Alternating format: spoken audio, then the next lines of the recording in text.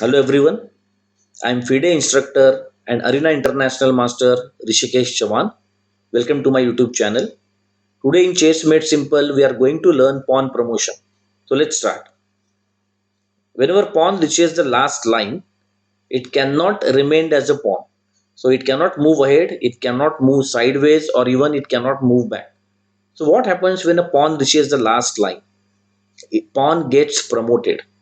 We have six types of pieces in chess: pawn, king, queen, rook, bishop, and knight. Whenever pawn reaches the last line, it cannot remain as a pawn and we cannot take the second king. But we can promote the pawn to any one of the four remaining pieces, that is, queen, rook, bishop, knight. So we can take any one of the four pieces. So let's see. Now this white pawn is on a7 square and we are going to promote the pawn on a8. So whenever you push the pawn ahead, you will get four options. So most of the time we promote the pawn to a queen, as queen is the most powerful piece. So this is called pawn promotion. Same way, as you can see on the f file, black can promote his pawn on f1. So let's push the pawn ahead. Again, black is getting all these options. Now whenever you promote a piece other than the queen, it is called under promotion. So now let's assume black promotes a rook over here.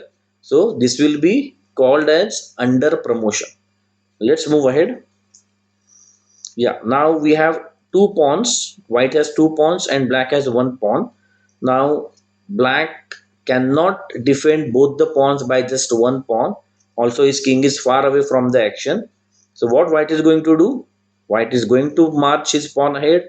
He is going to exchange this pawn and then he will move ahead to promote his pawn to a queen. So let's see how it can be done. Pawn push, that is c6, b into c6, b into c6, and then after any black move, white will promote his queen safely. Next position. This is similar to the previous position. The only difference is now this b5 pawn is on b6. So this pawn no longer supports this pawn push, but still white will manage to promote his pawn to a queen just because his pawns are more advanced. Let's see how it can be done. White is going to sacrifice a pawn.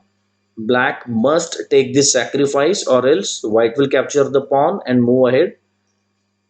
B into c6, and once this pawn is gone, the b5 pawn or the b6 pawn will move ahead safely, and soon enough white will get a new queen.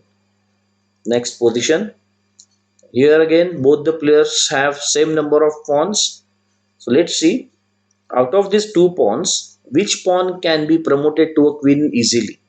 So let's see. F pawn has two problems in front of him. There is this f7 pawn to block him, and then there is this g7 pawn to capture him.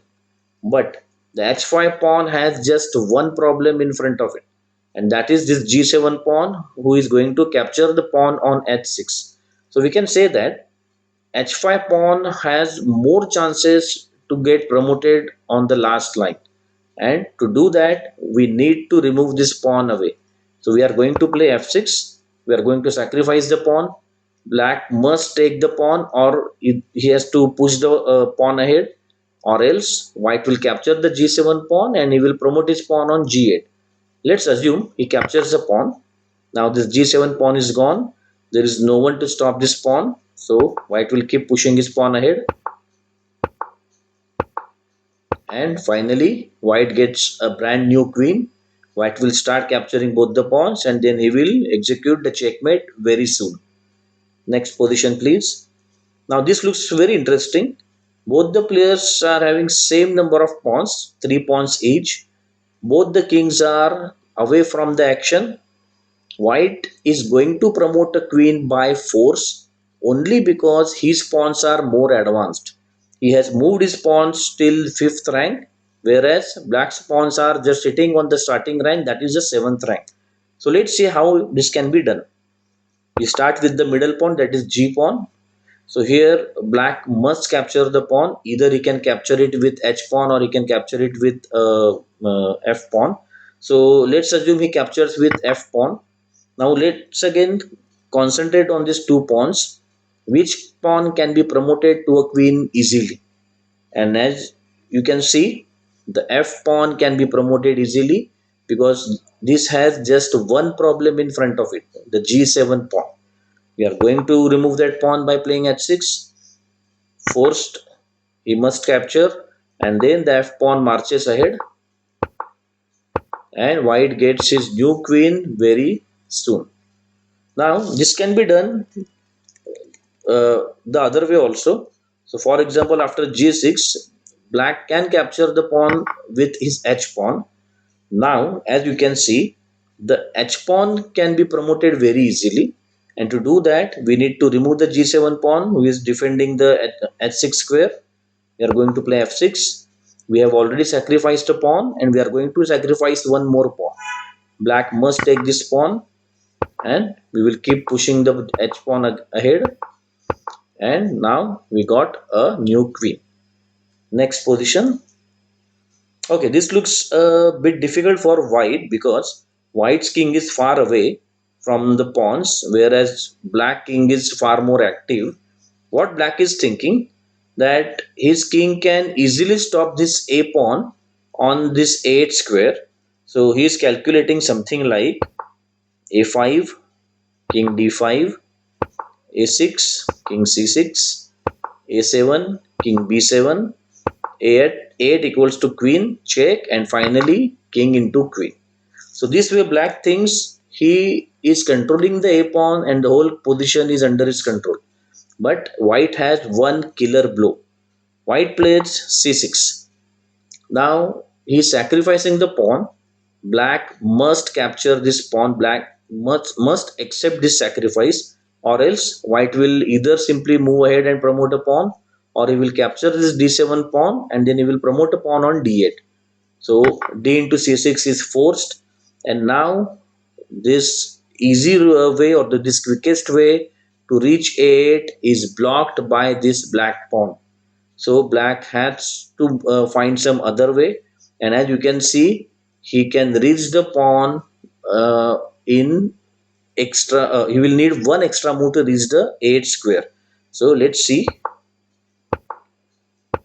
If this pawn is not over here, black would have played something like king c6, king b7, and the pawn is captured.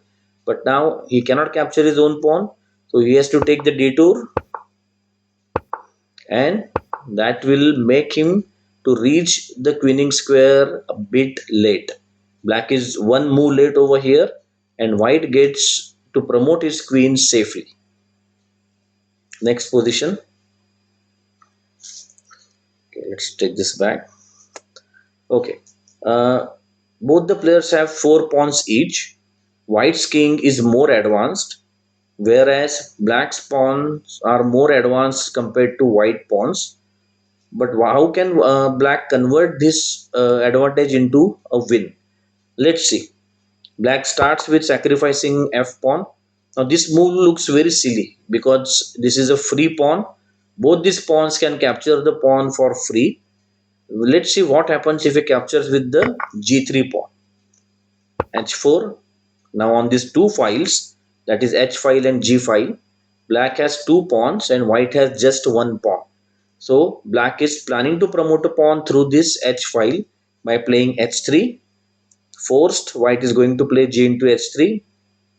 Black will recapture, and then in this 2 moves he will get back a new queen.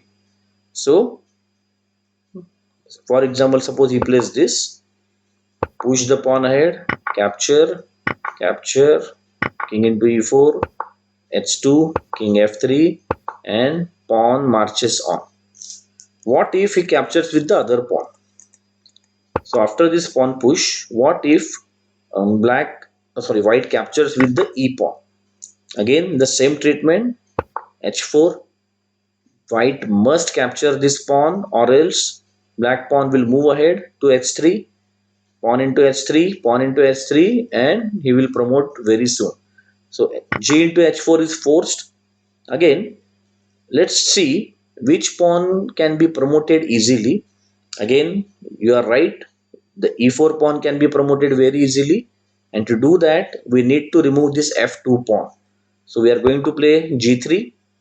White must capture the pawn, and then we will keep marching the pawn ahead. Of course, king cannot capture the pawn, or king cannot catch the pawn. King is far away from the pawn, and we are getting a queen very easily. Now we'll start capturing all these pawns one by one, and then we will checkmate the white king very soon. Let's move ahead with the next puzzle. Okay, this looks very interesting. Both the players are having same number of material, 3 pawns each and 1 rook each. White has this passed pawn on a7. White wants to promote the pawn on a8, but this pawn is controlled by black rook firmly.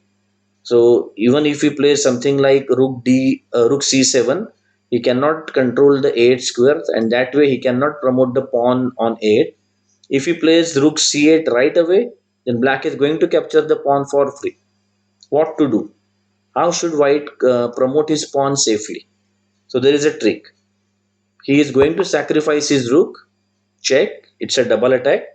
So it's exposed king and hanging piece. Black must capture the rook, or else after any king move, white will capture the rook and then he will promote the pawn on the next turn. So rook into rook is forced, and once this rook is forced away from the say defending this pawn, we can promote the pawn safely, and white will win this game very soon. Let's move on with the next puzzle. Okay, now white has this extra pawn. What black is thinking, he is ready to sacrifice his knight for the pawn, so that once this pawn is gone, white cannot win with this extra knight. One knight is not enough winning material. So he's thinking about maybe white will push the pawn, maybe right now or maybe some other time, and then he will simply sacrifice his knight, and then the game will end in a draw. But white has a nice tactical surprise.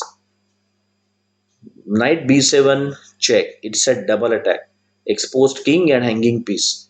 Black must capture this knight, and then this pawn will move ahead. Now as you can see, king cannot reach the 8 square in time. Knight on b7 can never control this 8 square in 2 moves. So maybe black will try playing something like this. Pawn push, and as you can see, no black piece can stop the 8 square, or no black piece can control the 8 square, and soon white is getting a new queen on the next move. So maybe any black move, and then we can promote the pawn to a queen. We will conclude this chapter with this last position. Let's see what is happening.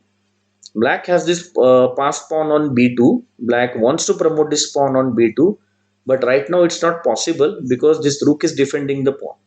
For example, if black promotes the pawn on b8, it's going to play check, and then white is going to capture this queen on the next turn. What should black do? How should black save his queen? You can pause this video and you can find the answer. I hope you got the answer. Let's see what tactics are there hidden in this position. Black plays bishop e1 check. This is a bishop sacrifice. Now, why black is sacrificing the bishop? Let's see. If white accepts the sacrifice, then b1 queen is a check. And as white is busy in saving check, he won't be able to give this skewer and capture the queen on the next turn. So that is why maybe white won't capture the bishop. So again, he is thinking the same way, that if he promotes, I will give check and then I will capture the queen on the next turn. But then black has plan B. Rook b5 check, and then finally bishop b5. All the checks, all the skewers are blocked, and black's queen leaves on. Black will win this game very soon. I hope you understood whatever we discussed today about pawn promotion. I hope you enjoyed this session. So see you next time. Thank you very much, everyone.